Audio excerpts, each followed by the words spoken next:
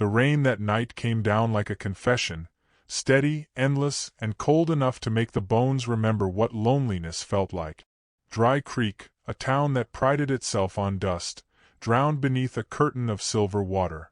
Beyond its edge, where the prairie folded into a dark horizon, a horse moved through the storm, carrying a young woman who kept her head low beneath a soaked shawl.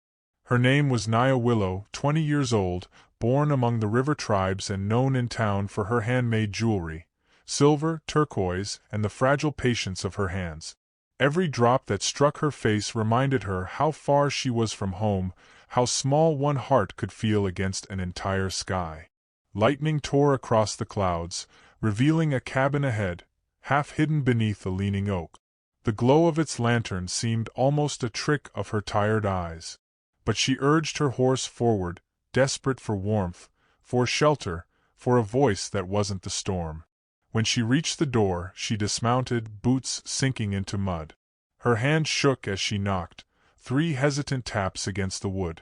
No answer. She almost turned back. Then came the creak of the latch. Elias Boone, 30 years old, filled the doorway like a monument carved from silence. The townsfolk called him the giant cowboy, though his height was only half of what made him daunting. It was the way he carried loss in his shoulders, the kind that bent a man without breaking him. His wife had died 3 winters ago, and since then he'd spoken to no one longer than a greeting. His cabin smelled of smoke, leather, and memory. When he saw the woman, drenched, shivering, clutching a small satchel to her chest, he paused, uncertain whether she was real or a ghost come to visit the ruins of his heart. "Please," she said, her voice trembling against the rain, "give me shelter until the storm passes." He studied her face, too young for such weariness, too proud for begging, and something stirred in him, faint and painful, like a muscle long asleep. Without speaking, he stepped aside. She entered, dripping water onto the worn floorboards, eyes darting to the fire as if afraid it might vanish. He shut the door, and the wind's howl turned to a muffled hum. Inside, warmth returned slowly. He handed her a wool blanket, then poured coffee into a tin cup. She accepted both with quiet gratitude. For a long while, neither spoke. The only sound was the hiss of rain on the roof, steady as a heartbeat. When at last he asked her name, she said it softly, as though testing whether it was safe to be known here. "I'm Nia Willow." He nodded once. "Elias Boone." The names hung between them like strangers shaking hands. She explained she was a jewelry maker, that she rode into Dry Creek every few weeks to sell bracelets and pendants to travelers who never remembered her face. The rain had caught her on the trail home. He listened, his expression unreadable but not unkind.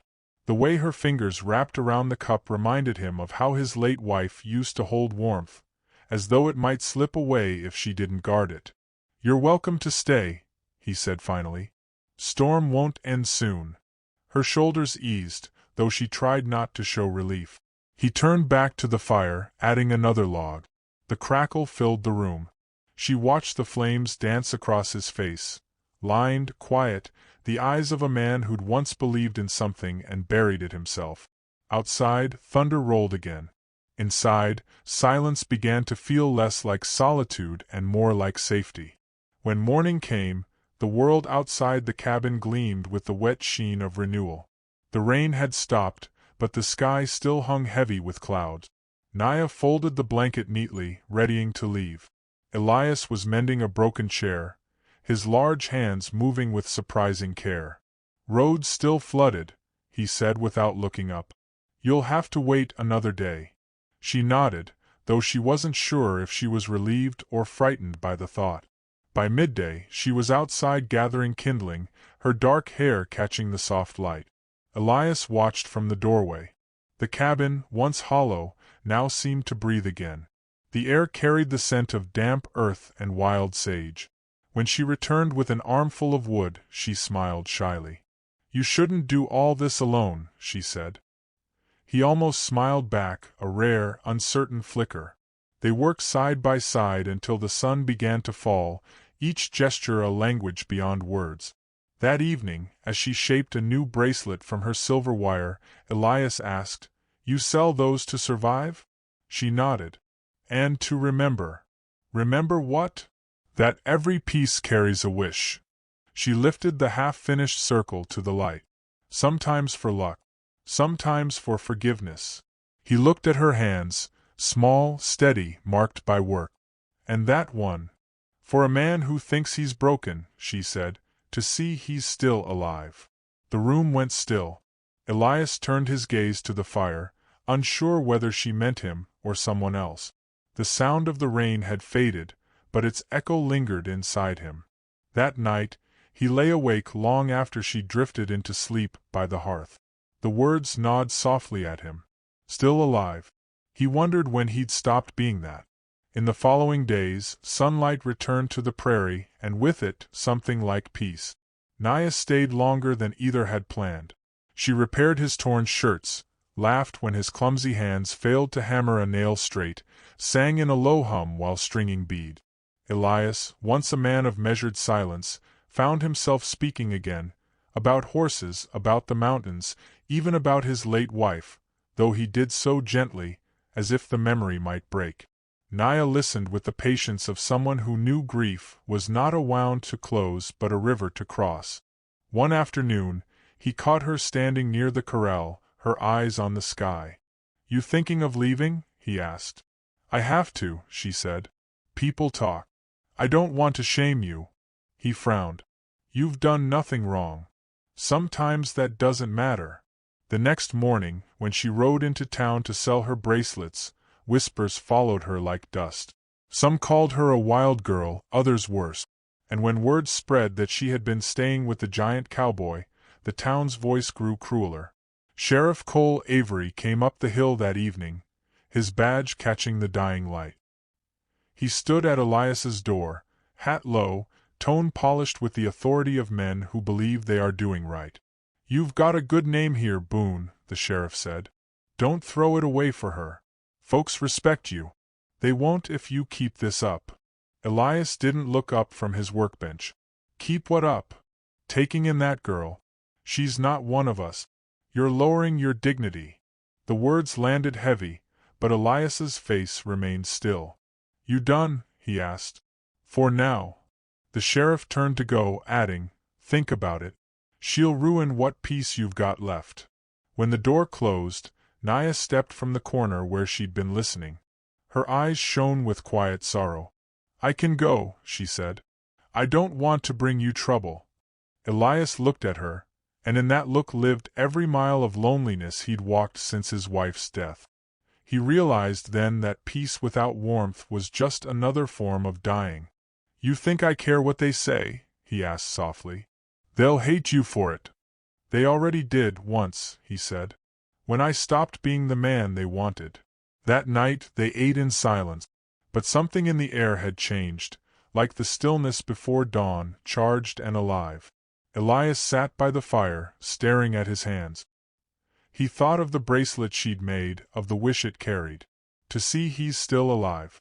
Slowly, he rose and walked to her. "You brought laughter into this house again," he said. "And I can't let the world shame that." She met his gaze, uncertain, trembling. "Elias, I've already lost my family once before," he said. "But now you are my family, my strength. You taught me how to laugh again, how to live. I can't let you go." Her lips parted as if to protest, but he was already moving toward the door. "Come morning," he said, "we'll show them what dignity really means." At dawn, the sky cleared, painting the plains in soft gold. Elias took her hand and led her down the hill toward town. The air smelled of dust and dew, the kind that carries both fear and freedom. People turned as they arrived, the blacksmith, the preacher, the shopkeepers, each face a mirror of disbelief. The sheriff stood near the well, arms crossed. "Boone," he said, "don't do this." But Elias's voice carried like thunder, deep and certain. "I've already lost everything that made me a man once. I won't lose what made me human." He looked at Naya, whose eyes brimmed with tears. "I'll marry her. Here. Now." The crowd fell silent. Even the wind seemed to pause. Elias knelt in the dirt, the place where his grief had long rooted itself, and looked up at her with a steadiness that could break any heart. "Will you be my partner in this journey of life?" he asked. Naya's breath caught.